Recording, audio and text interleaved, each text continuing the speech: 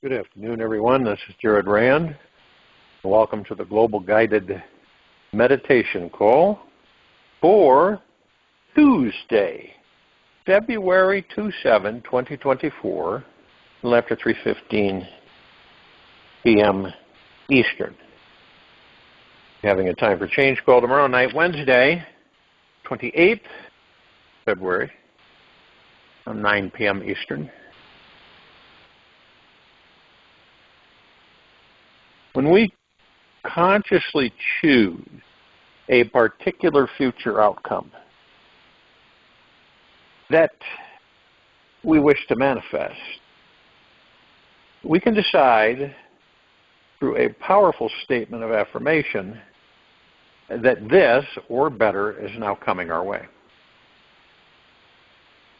If we repeat this intention with a strong positive emotion behind it and not through the ego mind, it becomes a powerful manifesting magnet for attracting and creating this desired outcome to you.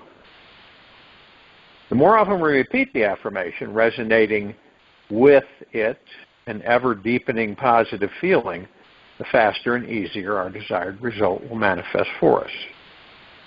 The difference between repeating an affirmation and a manifesting mantra is all about where the energy is coming from.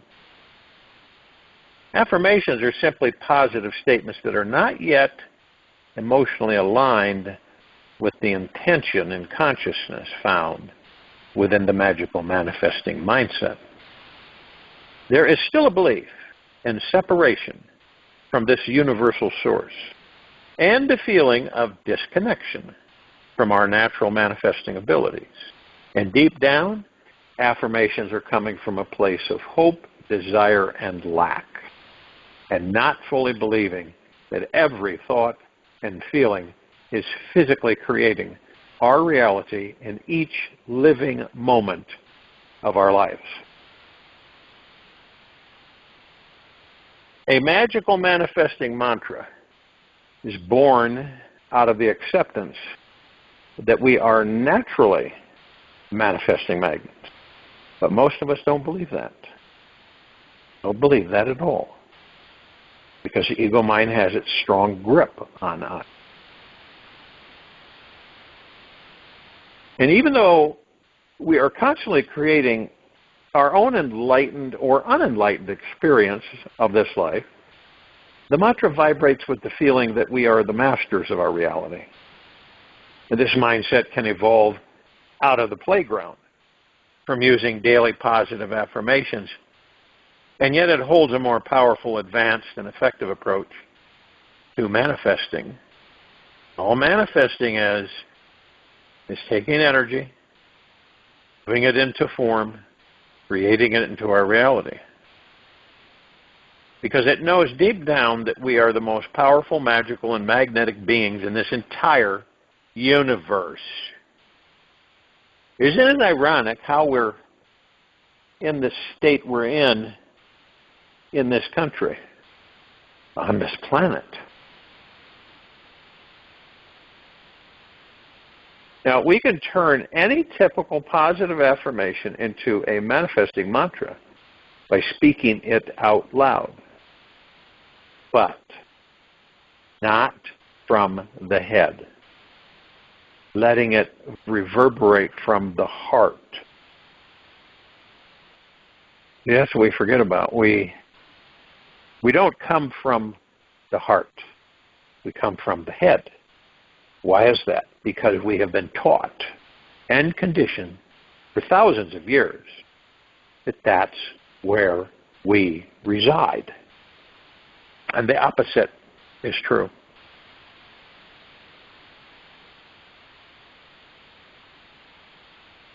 Now, a manifesting mantra is magical because it is built on trusting this universe. How many of us really deeply, truly trust this universe?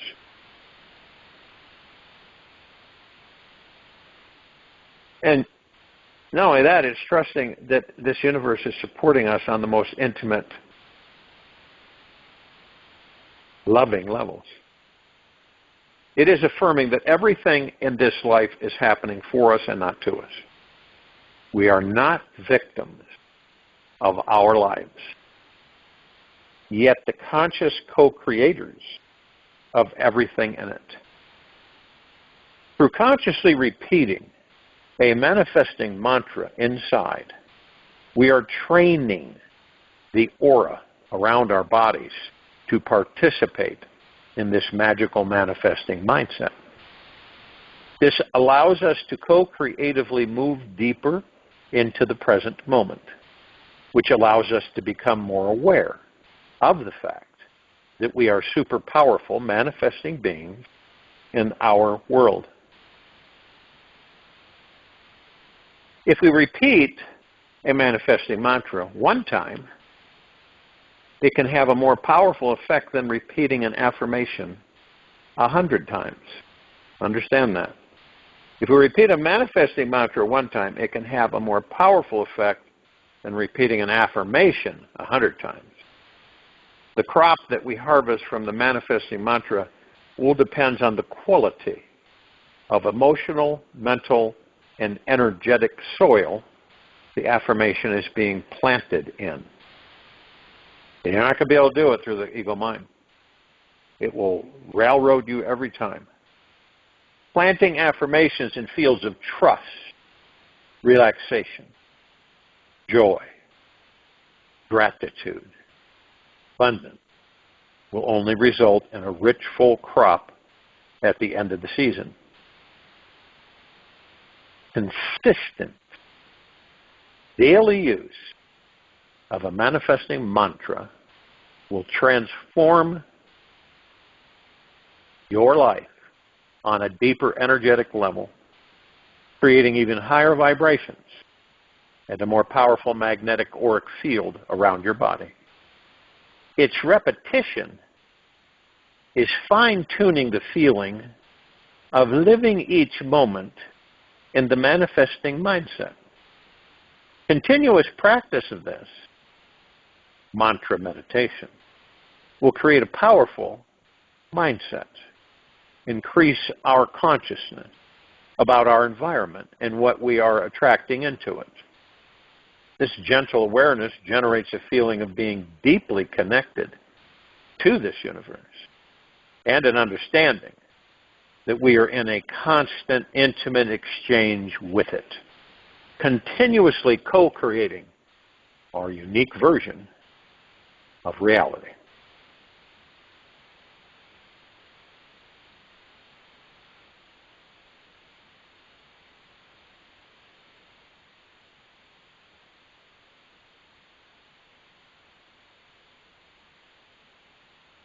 The goal of a manifesting mantra is not so focused on attaining our ego's desires. Yet it's more about becoming the living master of our mind and our lives. Now, if you're like most people, you are facing many difficult situations or experiences in this life each day, which can make you feel trapped, limited, powerless, and stuck fighting an inner battle with your negative thoughts and feelings. The inner conflict we experience is blocking our creativity, love, trust, connection to Source, and stopping us from magnetizing more positive, abundant experiences to us, for us. By resonating with the power behind our manifesting mantra, it becomes like a great fire from the sun that will burn through these blocked feelings and limiting beliefs hiding inside. New neuron connections and chemical pathways are created in the brain by using the manifesting mantra. We physically begin creating new pathways for these trapped negative emotions to find a way through. The manifesting mantra will pave a new path where our mind can more easily perceive the unlimited positive possibilities awaiting in our future. The secret to discovering the power within your manifesting mantra is in embracing the fearful or negative vibrational mess that you're currently in. Becoming more conscious of the battle going on inside you causes a new awareness to form on what's needed to transcend it. Through embracing our darkness, we literally are forced to own the fact that we are powerful manifesting magnets and consciously increase our positive emotional energy and vibration. Once we start devoting more time to being conscious of which thoughts, feelings, or magnetic field we are creating around us, we can find the positive within the negative, free our body from its energetic entrapment. One challenge that you might find on this path is that the ego will tend to have very, very, very strong preferences on what should or shouldn't happen in your life. The mind can get addicted and attached to ideas about what it means to be successful, loving, and what desirable outcomes should only look like. This is where the power of the manifesting mantra comes into play. The consciousness created from using a manifesting mantra cannot experience undesirable results. It only knows being at peace with what is, honoring the magical manifesting being that we all truly are. Now, the more often we use a mantra such as this, the more conscious we become of what the mind is thinking. And this allows us to one day become totally free from your mind, unattached to all outcomes, accepting the totality of this life as it is, and living in such a high vibrational state that we can only attract positive things to us. When the mind attempts to fall into fear or worry, magical manifesting energy comes in and says, "Oh well, this too shall pass," and allows those negative thoughts to move by like clouds through the open sky. And by using a manifesting mantra in our daily lives, we will naturally be able to relax and trust that many positive situations are coming our way. This mantra expands our body's aura to the point where we are tapping into an infinite number of possible positive outcomes. This is where we start attracting the most juicy life experiences and serendipitous, synchronistic outcomes. The mantra trains our brain and body to accept this as an all-loving, magical universe. And just by repeating this idea inside, causes our vibration right now to skyrocket. And in a short time, the most desirable outcomes will fall into our laps. As we will becoming a super powerful manifesting magnet for attracting every single thing that we want. That's how it should be. Okay? That's how it should be. That is our natural state of being.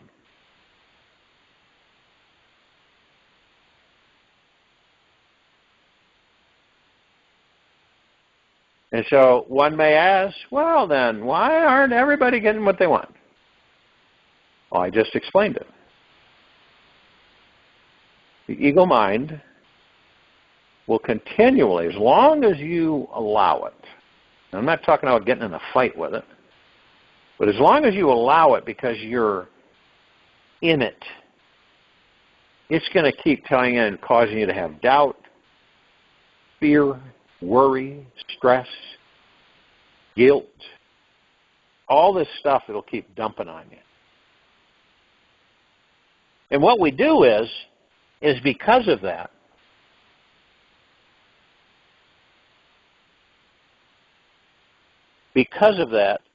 we're supposed to understand or learn that we have to step away from the ego mind. There isn't any other avenue but to master the ego mind. And there isn't any other direction but to be in the now. This is how you step out of the ego mind. You're in the now. You practice every day being in the now. Now, I'm not saying for some that isn't a toughie, because it is, because of their habitually addicted, the mind, ego, to what its agenda is. Not yours, its. And by stepping out, which basically you leave the ego and mind alone. In the now, that's what you're doing. You're leaving the ego mind alone. You aren't participating. Oh, sure, it'll send crap your way. It will. And at times you'll leave the now. But you'll know you left the now, and you say, it's no big deal. I'll focus on my breath. I'll be in the now again. So it's repetitive. It's over and over again. And you're programming and conditioning yourself. So you, more and more, during the course of the day, you will move into that as naturalness, as your natural state of being. In a lot of cases, not in the beginning. Because it feels, not great. It feels uncomfortable because we're so used to being in that wedge. But as time goes by, we loosen up. We open our hearts. We're communicating in the now through our heart-mind. Doesn't mean that the ego mind steps in every now and then and tries to pull you off course. And once you are aware of that, you simply say, ego mind, I love you, but you're not in charge here. You're not in charge here. And it'll fade. It doesn't mean that's going to go away permanently in the beginning, because it'll come back. It will come back. And so you identify it, and you turn around and you say, you're in charge here, not your ego mind. And this is how we begin to master the ego mind.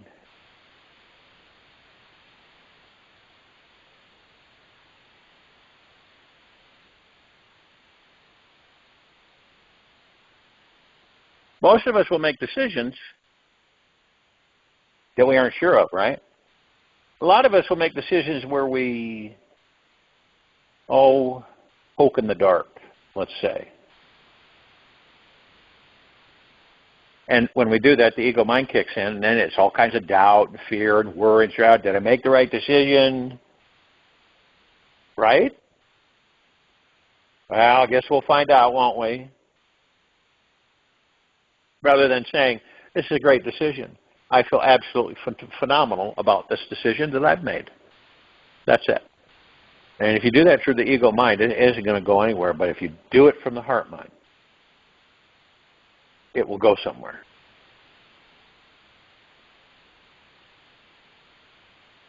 Now, we have decisions. Some decisions are easy and obvious to make, while others can feel like they're ripping our mind and heart into 1,000 tiny pieces.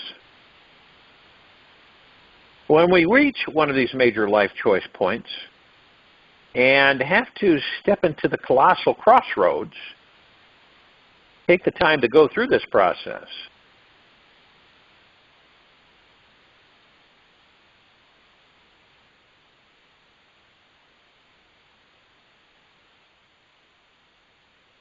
It's like when I was at 1968, I was 68. I was 14. 13, 14. And of course we were in base housing.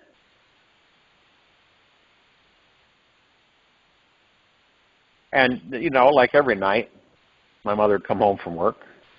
My father was always off somewhere doing something. Most of the time we had no clue what he was doing. So, one night, a knock on the door. My mother had just gotten home. She hadn't even changed out of her work clothes. My brother was in Vietnam. One of my brothers was in Vietnam. My other brother was in traction from having the air stolen from his parachute jump. My other brother was there at the time, and my sister was in Minnesota at the time. And we were in Massachusetts at the base. So, knock on the door, and so there's the base commander and the base chaplain. So they asked me, "Is your father here?" Well, I thought that was a really stupid question because they, of all people, know where he was at. And I said, "No, he's not here. Can we come in?" So they came in and asked my mother the same question. And they said, "Is your husband at home, Mrs. Rand?" She looked at him and she said, "Why, no. He's on assignment."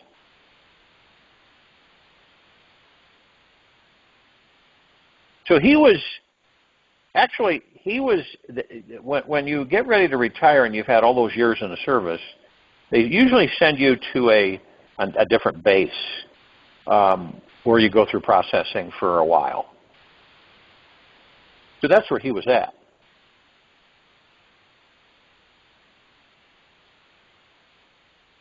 And so my mother, of course, they did say that after asking if he was there or not, that he had passed. And they didn't know under what circumstances. Of course, she went into a downward spiral, emotionally, totally destroyed her. I admit my first decision was to run upstairs, go into my bedroom, and bury my face into the bed, start crying. Now, the base chaplain came upstairs, and he said, "Your mother needs you now. You've got to straighten yourself up and get back down there." Now, did I want to do that? No, I didn't care to do that at all. But I did. That was a decision. Now, it wasn't an easy decision, but I made it. And I went down there to support her.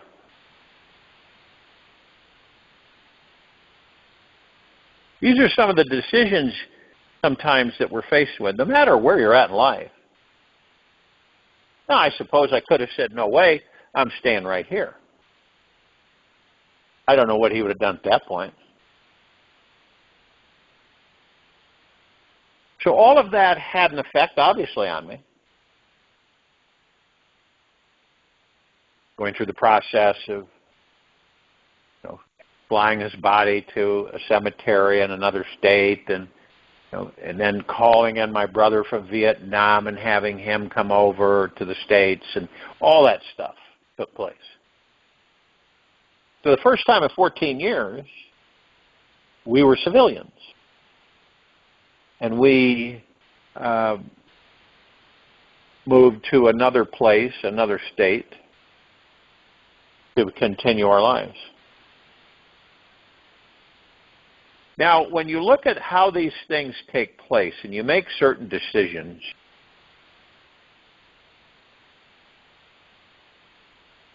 and you look at how it affects you,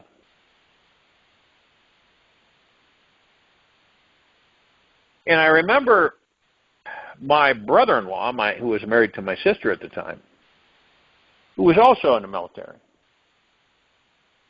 So we come walking into the funeral home on the base, and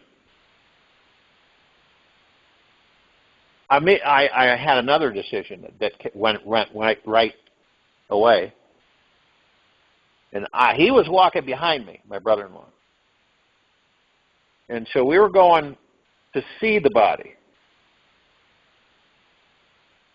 of my father who had left the body. So all of a sudden, I got this feeling, and I said, I'm not going in there.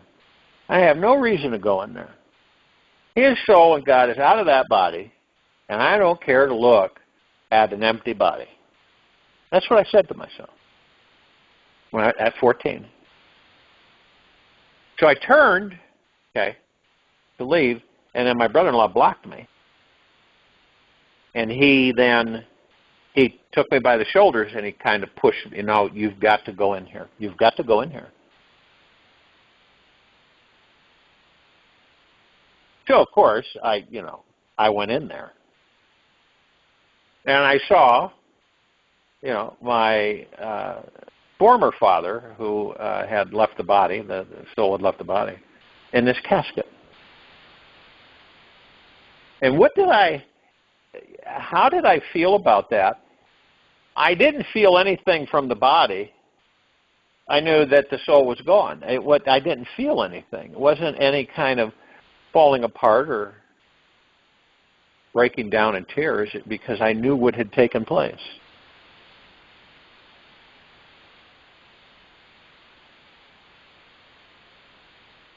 And, of course, later I became compelled to find out exactly what happened.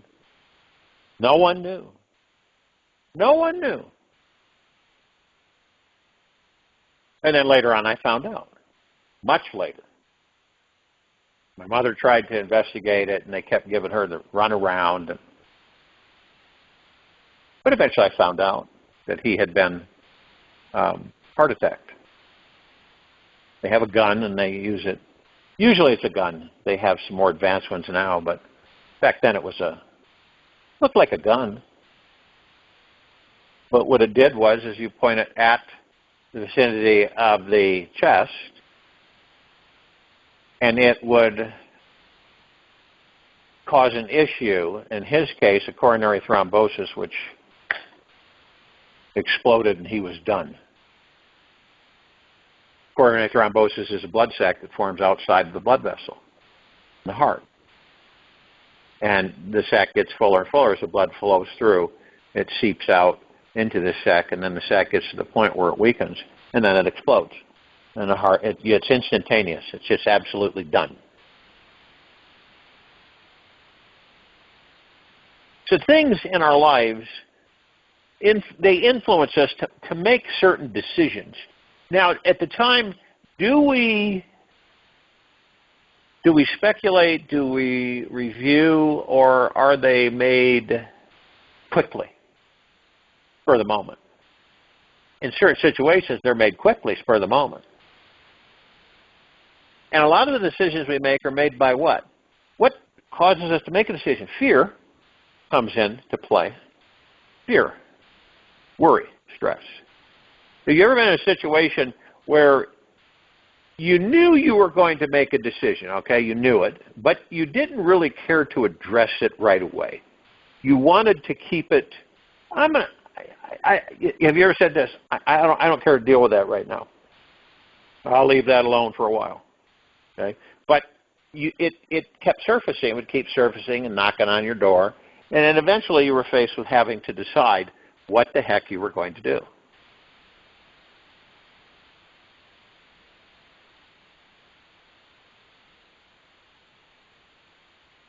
We are literally nudged into being the creators of our reality, the designers of our destiny, and constantly invited to paint the masterpiece blossoming inside us on the great blank canvas of our lives. What we have, our lives are like this big, massive blank canvas, right? Nothing's on it until we put things on it.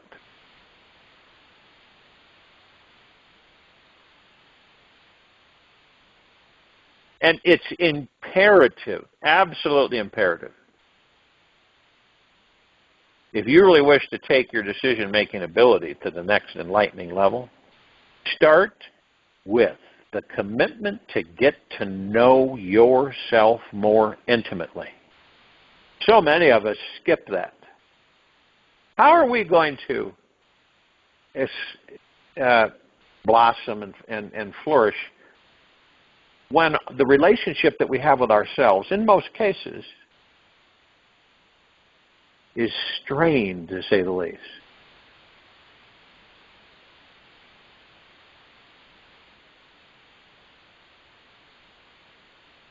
Now,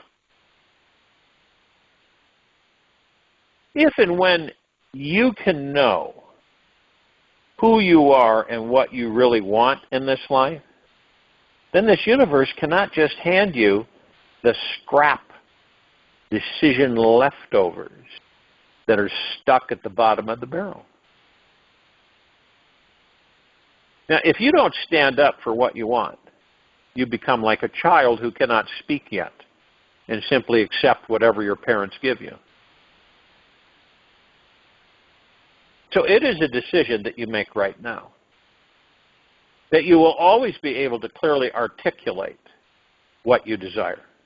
So there's no fuzziness or fogginess or ego mind influence in there. And this one simple choice contains so much potential power inside that will transform your life in the most interesting ways. It's a big risk to go after what your heart truly desires in this life. That's why you get to know why you want these things in life. What is it going to give you when you experience it? If you had excuses that would stop you from receiving it, which most of us end up doing, what would they be? What would be your excuses to stop you from receiving it, that which you desire or want? Who we are in this life is, as we know, not all about what we desire to manifest. Yet our desires are great pointers to help us unravel the beautiful mystery within us. So it's a decision, right? So you look deep inside yourself and ask yourself, where do you want to be, do, and have in your life in like just 1 year from now? How about 3 years from now? Really sit with these questions. The more clarity you can discover today will impact on some level the quality of manifestation you attract to you in your future. If you stay hooked or pigeonholed in constantly attracting through the ego mind challenging, disruptive frequencies, disappointments, becoming attached, or having a lot of expectations with something and having it not occur, we suffer because we're under the mastership of the ego mind. That's why we all suffer.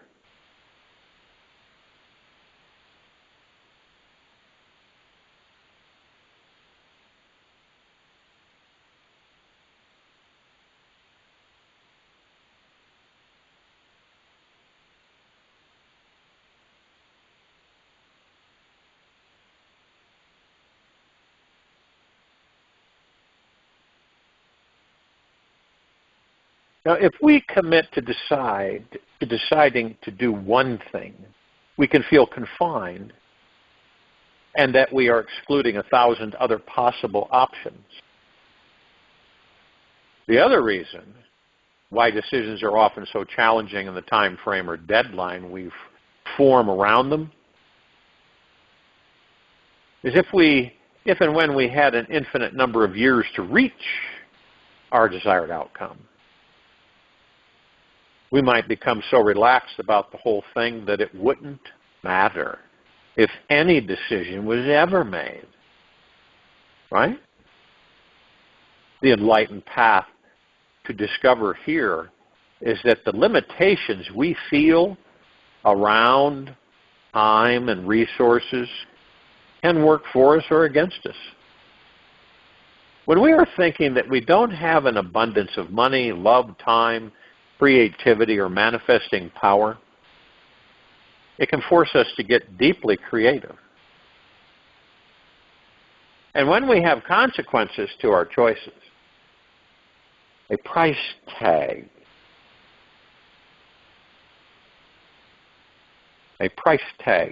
we have to pay for every decision made or not made. We become even more reverent beings who are conscious, choosing who we want to be and why we are here. And when it comes down to reality, believe it or not, we have full choice as to if we entertain this belief in limitation or not. Mind will make up all sorts of stories about what is true and real and what is fiction and fantasy. Yet, the truth is we are living in an ocean of unlimited conscious intelligent energy that has no boundaries or borders whatsoever. The mind likes to create limitations to play with and believe in some form of pressure around special decisions that have to be made. Yet the big secret here is knowing we are all spiritual beings at the core. Our infinite spiritual nature contains the realization that there are no limitations, no death after the body is gone. Deep down, we know that we have an infinite resource of manifesting power inside us, an eternity of time to create anything we desire.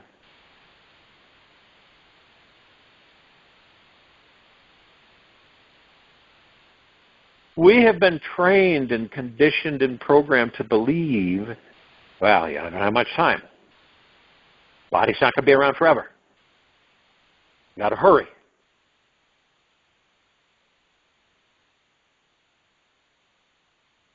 And something that Nisargadatta quoted, which is very true, that a lot of people don't touch on. There is no such thing as a person. It is a fictitious being. A person is not real. There are only restrictions and limitations. The sum total of these defines the person. The person rarely appears to be, merely appears to be, like the space within the pot appears to have the shape and volume and smell of the pot.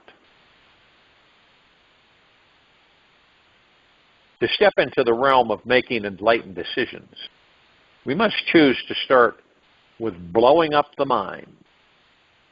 Blowing it up. The mind is too small of a container for an enlightened decision to fit in. We must choose to drop the mind completely for an enlightened choice to find its way in. If you don't drop the mind, an enlightened choice is not going to find its way in. To reaching this place of enlightened insight isn't hard. It isn't difficult. It isn't hard. It takes patience. And a lot of people on this planet do not have patience. They want everything now. Instant. And the willingness to see the infinite realm of possibilities that exist here, now. Patience. and the willingness to see the infinite realm of possibilities that exist here now. We must be willing to quiet the mind so it eventually stops its desperate perpetual search for answers.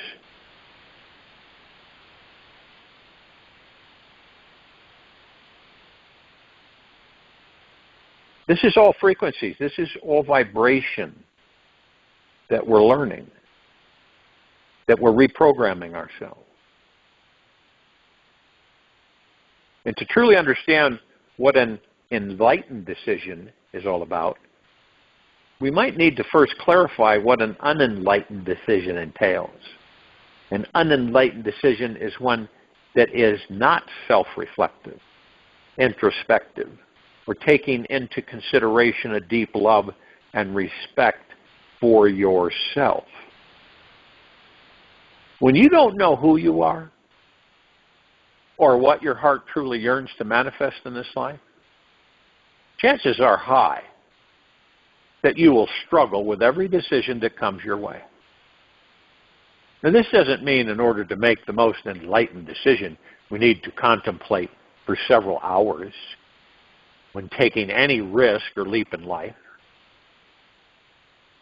When we are in tune with our deepest life mission and purpose, we can make a huge enlightened life choice spontaneously and confidently.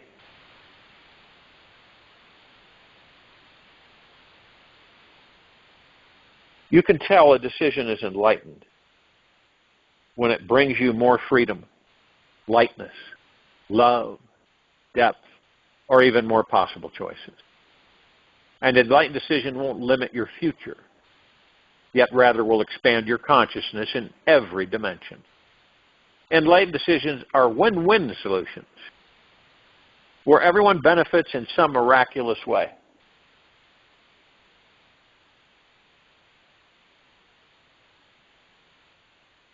The most enlightened decision will manifest instantly when the mind is perfectly calm and silent. Here we become truly in tune with our hearts, aligned with our spiritual nature, and capable of feeling what our deepest needs are. The more we are in touch with our spiritual nature, our true soul connection to the universe, we will know what we most want to experience every day before we die. Knowing this connection, every decision-making experience becomes easier and happens faster all along the way. Now, if and when any of us are afraid to make any decision that could have the possibility to alter our normal, safe life circumstances, we will notice that the mind is frozen in fearville. It is terrified of change, thinking things will remain okay if I remain in full control and don't make any changes.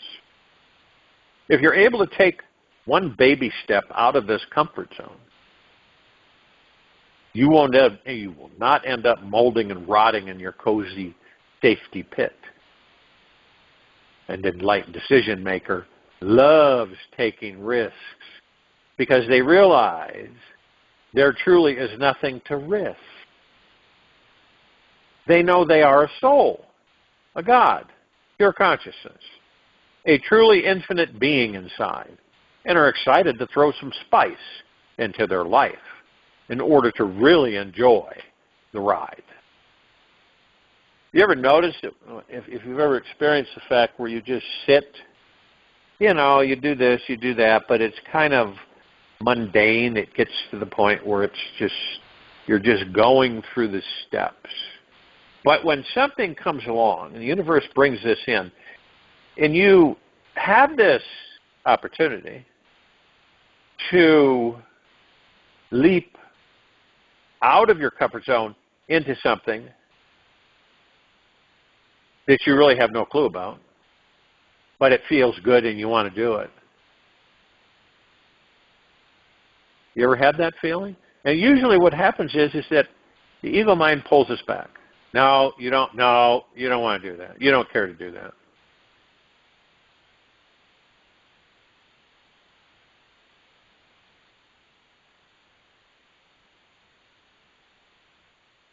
Friedrich Nietzsche made a quote, which is a good one. Those who were seen dancing were thought to be insane by those who could not hear the music.